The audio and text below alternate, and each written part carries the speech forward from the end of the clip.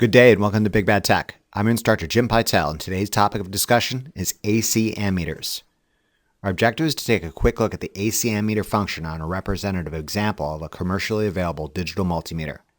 If you recall, way back in the Basic Electronics 1 DC Circuit Analysis playlist, I introduced various functions of the digital multimeter, or DMM, including the ohm meter, the DC voltmeter, and the DC ammeter. Today, we'll continue to explore additional functions offered by most commercially available DMMs, including the AC ammeter function. For the purposes of today's lecture, we'll be making use of the B&K Precision2831E digital multimeter. This in no way is meant to be neither an exhaustive review of this DMM, nor an endorsement of this particular manufacturer or model. I only wish to present the function of interest on a representative example of a DMM so the viewer can gain some practical exposure to this function and interpret the manner in which the results are displayed. If you recall in the function generators lecture, available at the Big Bad Tech channel, we set up the B&K Precision 410A function generator to produce sinusoidal voltage output with a 4.5 volt RMS value at a frequency of 50 Hz. Recall we initially established this output voltage in an unloaded condition, and again in a loaded condition when the function generator was actually supplying current to a 330 ohm resistor.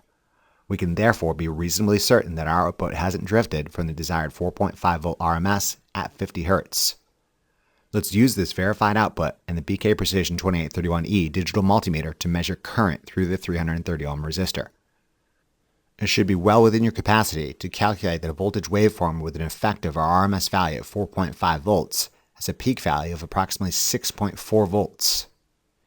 If we were to assume that this is our reference waveform, we could say it has a phase shift of 0 degrees, and substituting these values into the time-varying voltage formula, we arrive at V of t equals 6.4 volts times the sine of 360 times 50 times the time of interest.